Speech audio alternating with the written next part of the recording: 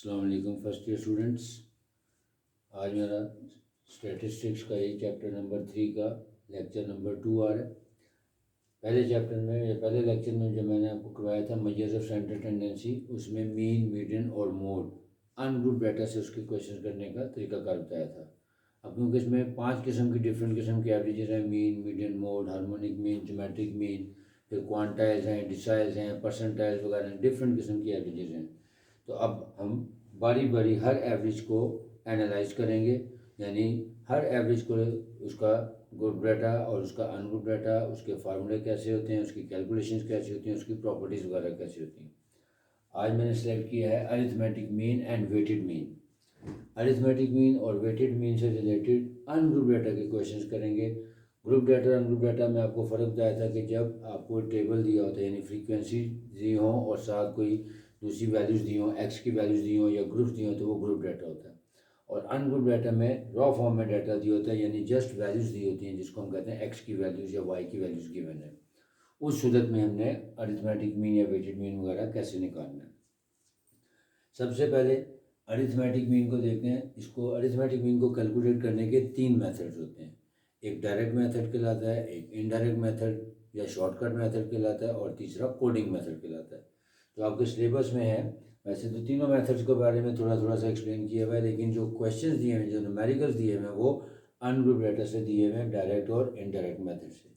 लेकिन coding method की भी एप्लीकेशन ज़रूर है, इसलिए तीनों मेथड्स को समझेंगे ताकि पता लग सके कि अनग्रुप डाटा के क्वेश्चंस का अरिथमेटिक मीन कैसे निकालना है। और उसके साथ है वेटेड मीन। वेटेड मीन भी ऐसे ही है जैसे डायरेक्ट मेथड होता है अरिथमेटिक मीन का, उसी तरीके से तकरीबन वेटेड मीन भी निकाला जाता है। अब ये सारे कैसे कैलकुलेशन करते हैं, लेट्स सी। अरिथमेटिक मीन को कैलकुलेट करने के 3 मेथड बताए हैं, डायरेक्ट मेथड, इनडायरेक्ट या शॉर्टकट और कोडिंग मेथड। आज सिर्फ अनग्रुप डाटा को डिस्कस करेंगे।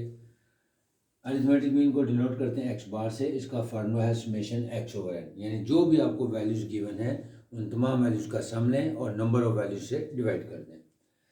जब हम इसको इनडायरेक्ट मेथड से करते हैं तो इसका फार्मूला बन जाता है X bar is equal to A plus summation D over N, where D is equal to x minus A.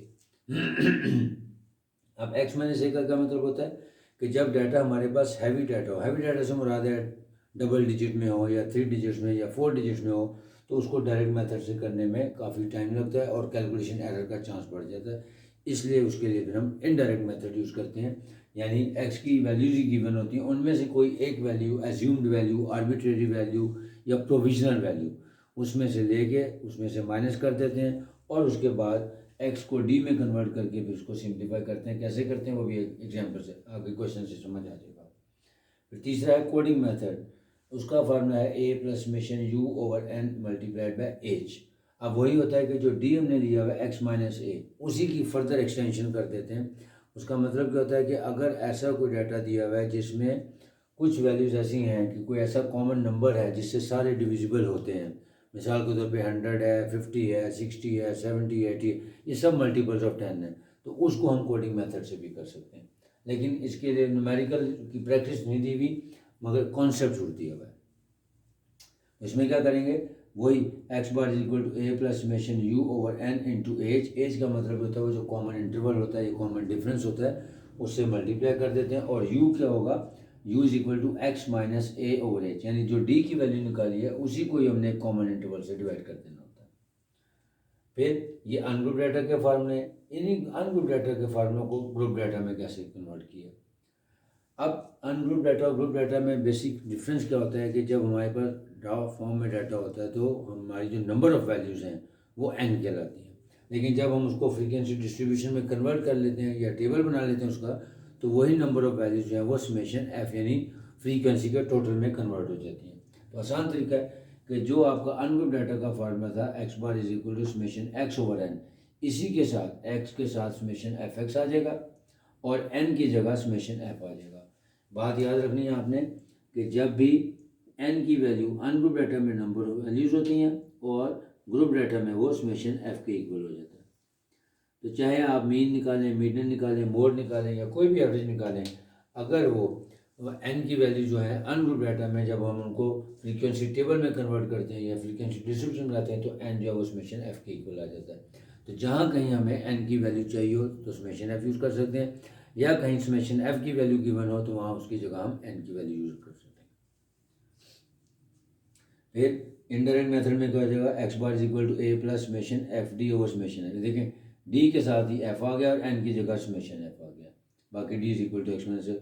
और इसी तरह कोडिंग मेथड में करेंगे A plus summation F U over summation F into A, यानी जो ungroup data के फार्मूले थे उन्हीं में जो ऊपर वाली वैल्यू दी हुई थी, एक्स के साथ एफ आ गया, डी के साथ एफ आ गया और यू के साथ एफ आ गया, और एन को हमने समेशन एफ में कन्वर्ट कर दिया तो फार्मूला बन गया। फिर नेक्स्ट है वेटेड मीन। वेटेड मीन को हम एक्स बार डब्ल्यू से डिनोट करते हैं और इसका भी बहुत ही आसान फार्मूला है summation W x over summation W. अब ये क्या होता है कि आपको वेट्स दिए होंगे और एक्स की वैल्यूज़ दी होंगी, जस्ट उन दोनों का प्रोडक्ट लेना है डब्ल्यू और एक्स का, उसका सम लेना है और वेट्स का सम लेने के बाद उस पर डिवाइड कर देना है। अब आते हैं बुक की एग्जाम्पल्स की तरफ। एग्जाम्पल नंबर 3.1 है find arithmetic mean by direct and shortcut method. अब जहाँ पे बुक में ऐसा किया हुआ, पहले सिर्फ डायरेक्ट मेथड किया हुआ और बाद में उसको इनडायरेक्ट मेथड में कन्वर्ट किया, दो डिफरेंट जगह पे किया है, मैंने दोनों को इकट्ठा कर दिया ताकि आपका कॉन्सेप्ट क्लियर हो जाए। एक्स की वैल्यूज दी हुई थी 87, 91, 89, 88, 89 एंड सो ऑन, ये 10 डिफरेंट वैल्यूज दी हुई थी। अब इसका मीन निकालना है, डायरेक्ट मेथड से भी निकालना है और इनडायरेक्ट मेथड से भी निकालना है। सबसे पहले आपने आसानी के लिए क्या करना है, जैसे मैंने आपको पहले अपने इब्तदाई लेक्चर में बताया था कि मीन निकालना हो, मीडियन निकालना हो, मोड या कोई भी एवरेज निकालनी हो, सबसे पहले उसका फार्मूला आपको आना चाहिए। फार्मूला लिखने के बाद आपको पता लग जाएगा कि आपको कॉलम कौन सा बनाना है। मसलन क्योंकि ये अनग्रुप डाटा है, क्योंकि फ्रीक्वेंसी नहीं दी थी, यहाँ से पता लग गया। अब arithmetic mean by direct method formula क्या था, x bar is equal to summation x over N. Formula लिखेंगे X bar is equal to summation x over N. अब यहाँ से हमें पता लग जाएगा कि हमें कोई कॉलम नहीं बनाना, जस्ट जो एक्स की वैल्यूज़ दी हैं उसका सम लें और नंबर ऑफ वैल्यूज़ को काउंट करके डिवाइड कर दें। इन तमाम वैल्यूज़ का मैंने सम लिया, वो आ गया 902 divided by number of values थी 10, 902 divided by 10 is equal to 90.2। यानी जब डायरेक्ट मेथड का क्वेश्चन आएगा तो आपने कुछ नहीं करना, जस्ट जो वैल्यूज़ थी उसका सम लें और नंबर ऑफ वैल्यूज़ पे डिवाइड कर दें, जैसा कि पहले लेक्चर में बताया। अब करते हैं इसको इनडायरेक्ट मेथड से। इनडायरेक्ट मेथड से करना है तो पहले फार्मूला देखें, x bar is equal to A plus summation D over N. यानी सबसे पहले आपने फार्मूला लिखना है, शॉर्टकट या indirect method, x bar is equal to A plus summation D over N. अब जब आप फार्मूला लिख लेते हैं आपको वहीं से अंदाजा हो जाता है कि आपको कौन सा कॉलम चाहिए, आपको डी का कॉलम चाहिए। अब डी की वैल्यू क्या होती है, एक्स माइनस ए, यहाँ पे मैंने लिखा d is equal to x minus 92। अगर तो एग्जामिनर ने या बुक में आपको लिखा हुआ है कि ए की वैल्यू क्या लेनी है, तब तो आपने वही लेनी है वो। और दूसरा तरीका कि आप इसमें से एक्स में से कोई भी वैल्यू रैंडमली भी उठा सकते हैं, आंसर तब भी सेम आएगा। लेकिन अगर आपको ए की वैल्यू ना बताई हो या एग्जामिनर ने आपसे ना पूछा हो, तब आपने क्या करना है, आसान तरीका इसका क्या है कि डाटे की सबसे छोटी वैल्यू और सबसे बड़ी वैल्यू देखें। सबसे छोटी वैल्यू क्या है हमारी 87 और सबसे बड़ी वैल्यू क्या है हमारी 98। 87 प्लस 98 करें, उसका सम लें, उसको 2 पे डिवाइड कर लें। जब इस तरह जो आंसर आएगा, अगर वो वैल्यू डाटे में अवेलेबल है तो वो लेनी चाहिए, या उसके करीब तरीन कोई भी वैल्यू आप ले सकते हैं। मसलन मैंने यहाँ पे 87 प्लस 98 का सम लेने के बाद हाफ लिया तो आंसर आ रहा था 92 पॉइंट समथिंग। तो 92.5 या 91 पॉइंट जो भी आ रहा है उसके करीब तरीन कोई भी वैल्यू ले सकते हैं। यानी 91 भी ले सकते थे, 92 भी ले सकते थे, 90 भी ले सकते थे, कोई भी वैल्यू ली जा सकती है। लेकिन आपने अपनी आसानी के लिए क्या करना है कि सबसे छोटी और सबसे बड़ी वैल्यू का सम लेके उसका हाफ लें। अगर वो डाटे में अवेलेबल है तो वो लें, नहीं तो उसके करीब कोई भी वैल्यू ले सकते हैं। या दूसरा तरीका है कि एग्जामिनर खुद बता देगा कि ए की वैल्यू क्या लें। जब एग्जामिनर ने बताया होगा तब आपने अपने पास से नहीं लेनी, फिर आपने वही वैल्यू ए एज्यूम करनी है जो गिवन है। मैंने यहाँ पे एज्यूम किया कि जी हमें वैल्यू नहीं दी हुई थी तो मेरे हिसाब से 92 आ गया। वैसे बुक में x माइनस 90 लिखा हुआ है तो उसको आप 90 से करें, या ये सिर्फ इसलिए 92 लिया ताकि आपका कॉन्सेप्ट क्लियर हो सके कि किसी भी वैल्यू से आप इसका आंसर सेम निकाल सकते हैं। अब मैंने एज्यूम किया कि जी मेरा a यानी प्रोविजनल वैल्यू या एज्यूम्ड वैल्यू या आर्बिट्रेरी वैल्यू क्या है 92। अब x की तमाम वैल्यूज़ में से 92 को माइनस कर दिया, 87 minus 92 minus 5, 91 minus 92 minus 1, 89 minus 92 minus and so on. यानी एक्स की तमाम वैल्यूज़ में से बारी बारी 92 को लेस कर दिया और आंसर नोट कर दिया और इसका सम ले लिया। अब ये देखें ये डी था कॉलम, इसका सम आ गया यानी ये समेशन डी आ गया। अब फॉर्मूले में वैल्यूज पुट कर दें, x bar is equal to A plus summation D over n था, तो ए क्या है, जो हमारी एज्यूम्ड वैल्यू है, यहाँ पे मेरी एज्यूम्ड वैल्यू है 92, बुक में जो वैल्यू थी वो 90 है, यानी आप कोई भी वैल्यू लें, चाहे बुक अगर लिखा वो लेंगे या उसके अलावा भी कोई लेंगे, आंसर सेम आएगा।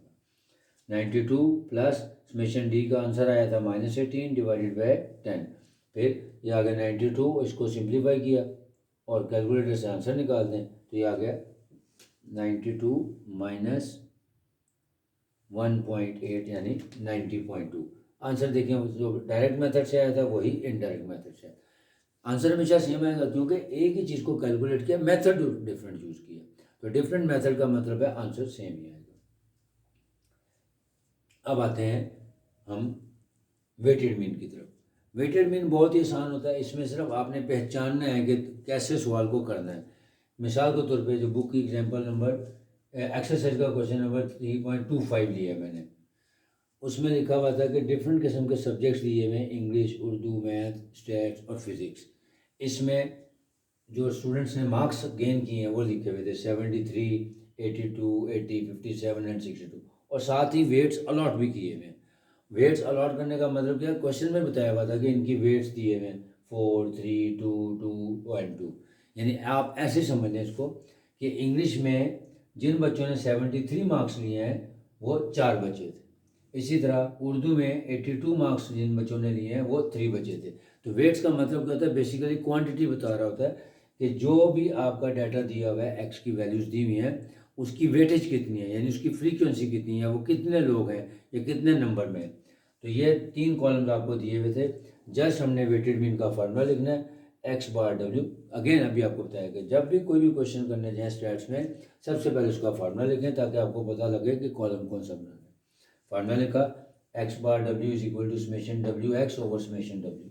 अब यहाँ से पता लग गया कि डब्ल्यू और एक्स का पहले प्रोडक्ट लेना है और फिर उसका सम लेना है, इसी तरह डब्ल्यू के कॉलम्स का सम लेना है। तो डब्ल्यू का कॉलम दिया हुआ था, उसका सम ले लिया, अब एक्स भी दिया हुआ था, डब्ल्यू, इन दोनों का प्रोडक्ट ले लिया, यानी W x 73 multiplied by 4 292, 82 multiplied by 3 246, 80 multiplied by 3 240 and so on. फिर जब ये डब्ल्यू एक्स का कॉलम बन गया, इसका सम ले लिया 1016 आ गया। अब जस्ट वैल्यूज प्लेस कर दें, समेशन डब्ल्यू एक्स का आंसर था 1016 और समेशन डब्ल्यू का आंसर था 14, दोनों को डिवाइड किया, आंसर आ गया 72.57। अब बुक की एग्जाम्पल नंबर 3.4 ली, एक एक्सरसाइज से क्वेश्चन लिया, अब एक एग्जाम्पल लिए। अब उसमें भी बताया हुआ है कि आपको एक्स की वैल्यूज़ भी दी हुई थी और वेट्स भी दिए हुए थे। अब एक्स की वैल्यूज़, अच्छा एक और भी चीज़ है, जो आपकी बुक है उसमें चाहे वाई लिखा हुआ है मिड पॉइंट्स के लिए या एक्स, जो मर्जी यूज़ कर सकते हैं, एक्स भी यूज़ कर सकते हैं और वाई भी। तो एक्स की वैल्यूज़ हैं 88, 85.7, 52.1, 33.3 एंड 12.0। वेट्स भी अलॉट किए हुए हैं 44, 42, 24, 16 एंड 6। अगेन आपको एक्स भी दिया हुआ था, डब्ल्यू भी दिया था, फार्मूला लिखा, x bar W is equal to summation W x over summation W. अब डब्ल्यू और एक्स का प्रोडक्ट लिया, इनका प्रोडक्ट लेने के बाद इसका कॉलम का सम किया और दोनों के सम को फिर डिवाइड कर दिया, यानी डब्ल्यू एक्स का सम आया था 9326.6 और समेशन डब्ल्यू आया 132, डिवाइड किया, आंसर आ गया 70.66%, क्योंकि डाटा परसेंटेज में दिया था तो साथ उसके परसेंटेज लगा। रिवाइज कर लेते हैं कि अरिथमेटिक मीन को कैलकुलेट करने के 3 मेथड्स हैं, डायरेक्ट मेथड, इनडायरेक्ट मेथड और शॉर्टकट मेथड। आज सिर्फ हमने अनग्रुप डाटा के क्वेश्चंस लिए हैं क्योंकि इसमें फ्रीक्वेंसीज गिवन नहीं थी। सबसे पहले आपने फार्मूला लिखना है, फार्मूला लिखने के बाद आपने देखना है कि वैल्यूज को कैसे हमने सिंप्लीफाई करना है।